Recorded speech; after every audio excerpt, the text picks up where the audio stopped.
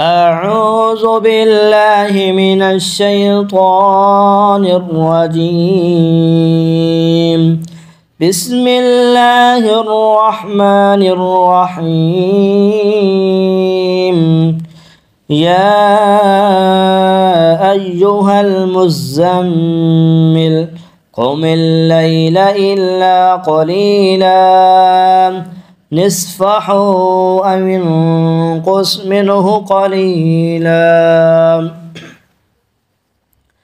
أو زد عليه ورتل القرآن ترتيلا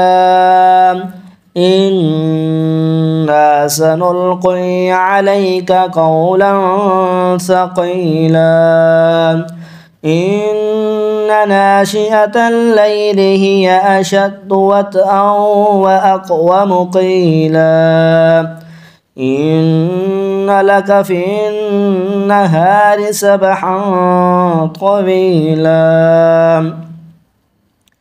واذكر اسم ربك وتبتل إليه تبتيلا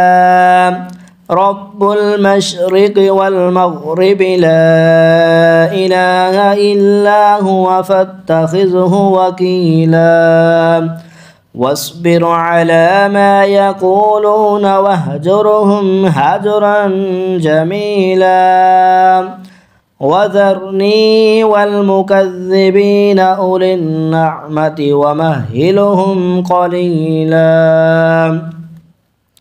إن لدينا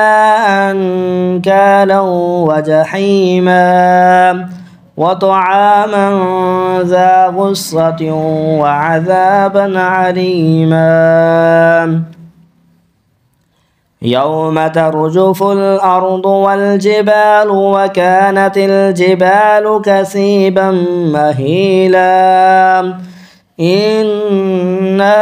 أرسلنا إليكم رسولا شاهدا عليكم كما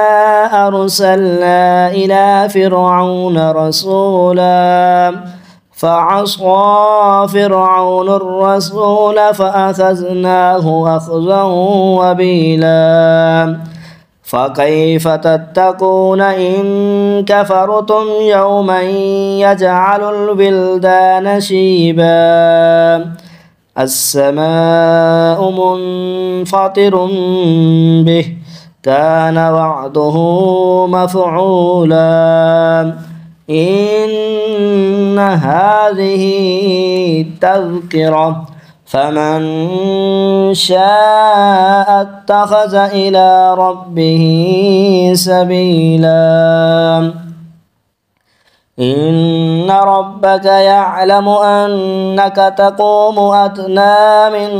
ثلثي الليل ونصفه وثلثه وطائفة من الذين معك والله يقدر الليل والنهار علم أن لن تحصوه فتاب عليكم فاقرؤوا ما تيسر من القرآن علم أن سيكون منكم مرضى وآخرون يضربون في الأرض يبتغون من فضل الله وآخرون يقاتلون في سبيل الله فاقرؤوا ما تيسر منه وأقيموا الصلاة وآتوا الزكاة وأقرضوا الله قرضا حسنا وما تقدموا لأنفسكم من خير تجدوه عند الله هو خيرا وأعظم أجرا واستغفروا الله إن الله غفور رحيم آمنت بالله صدق الله العظيم.